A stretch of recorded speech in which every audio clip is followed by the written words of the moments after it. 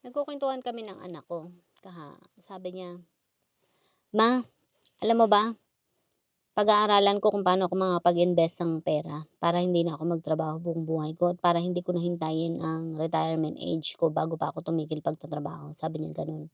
Basta ako, sabi niya, magre-retire ako pagtatrabaho kapag, ah pagtuntong ko ng 50, sabi niyang gano'n. Hindi na ako magtatrabaho 'pag umidad na ako ng 50. At least naiisip niya 'yun, akala ko naman ay titigil na siya talaga ng tuluyan sa pagtatrabaho, eh, 20 pa lang siya. Kaya sabi ko, "Oh my God Lord, natakot ako para sa anak ko." Pero hindi, sinabi naman niya na, "Tatrabaho pa rin ako pero hanggang 50 lang ako magtatrabaho." 20 pa lang 'yun, 20, 30, 40, 50, meron pang 30 years. So, 30 years and actually 50 is still young, 'yun. Para magretiro sa pagtatrabaho, Diyos ko ang haba pa ng buhay na anong tawag dito, ibubuno mo kumbaga. Napakarami pang, laban noon dahil 50 is still young. Mga 60, 70, ayan, matagal pa rin 'yun, And then, puwede ka pang umabot hanggang 80. Alam mo ba yung mga tao dito, sabi ko nga, nakuwento ko na noon, ang hahaba ng mga buhay nila. Sabi ko sa inyo hanggang 86 yung nakikita ko, tapos meron pang 92, 96, yun. Pinakamatandang nakita ko dito is 104 pero nasa kama na siya. Meron na siyang, maraming karamdaman. Nung nasa ospital ako, yung nakita kong pinakamatandang babae is 104 years old, yun. Pero meron na siyang yung parang butas sa tiyan, dun na siya tumatae sa bag, dun siya lumalabas yung tae niya. So yun yung sakit niya. Tapos may iba pa, hindi ko na alam kung ano yung karamdaman niya. Basta na-confine siya noon sa ospital dahil may sakit siya, yun. Pero guess what? Siya, maano pa rin yung kanyang yung brain niya matalas pa rin. Malinaw pa rin kumbaga, hindi ko alam kung anong secret nila dito, pero talagang yung memory nila is, anong tawag dito, malinaw pa. Pero hindi naman lahat, meron din naman ng mga tao na wala na ding kakayahan talaga. Iba-iba kasi sa level ng klase ng buhay. At iba-iba din kapag kung saan ka napapunta. Yun, nung nasa nursing home naman ako, siyempre dun sa nursing home iba-iba din yung makikita mo. Meron ding iba't ibang klase ng buhay. Meron ding mga bata pa lang pero hindi na nila kaya yung sarili nila. Pero yung pinagtrabahuhan ko kasi noon is nursing home and rehabilitation center kumbaga. So ibig sabihin noon is nursing and then rehabilitate, i-rehab ka nila or tutulungan ka nilang. Siguro temporary ka lang doon, kumbaga hindi ko na natanong kung paano. Siguro kasi rehabilitation, eh. Yun yung mga siguro may mga therapy doon, ite-therapy yung katawan nila, yun. Tapos hindi sila magtatagal doon kumbaga. Iba-iba dito, eh. Meron pa nga, meron ding, retirement homes, iba-iba.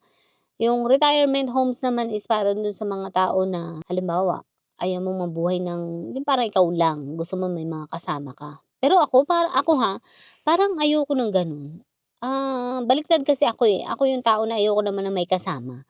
Kasi parang mas nai-stress ako 'pag may kasama ako, sabi ko sa inyo. Diyos ko, kaya hindi ako pupuwede sa nursing home, 'yun. Kung retirement homes naman, hindi rin ako puwede doon. Tsaka mahal sa retirement homes kung hindi ako nagkakamali.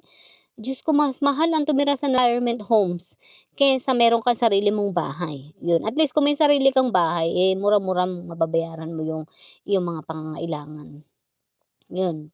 Kung sa nursing home naman, nag-research din ako noon at mahal din ang bayad. Kaya sabi ko, hindi rin ako puwede do'n, baka atakihin din ako. At saka kapag sa nursing home ka nabuhay or nanirahan, lahat ng oras at galaw mo doon is may oras. Kaya atakihin din ako ng anxiety do'n, kaya hindi rin puwede. Baka ako maunang matsugi dahil sa konsumisyon. 'Yun, kaya sabi ko, "Ay hindi ako pupuwede sa nursing home." Kaya hangga't maaari 'pag ako'y tumanda na, mananatili ako sa sarili kong tahanan, mag-isa. Okey lang sa akin 'cause I love it. I love being alone.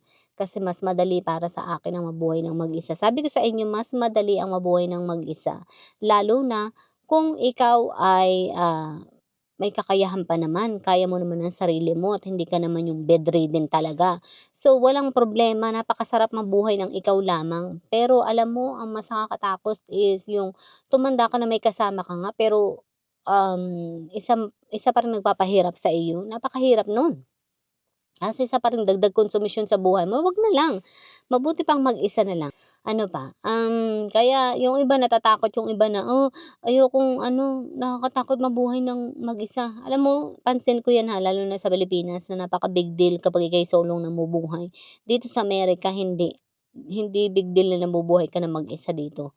Talagang lahat ng mga tao dito ay namumuhay ng kanila, ng mag-isa kahit may edad na sila, walang problema.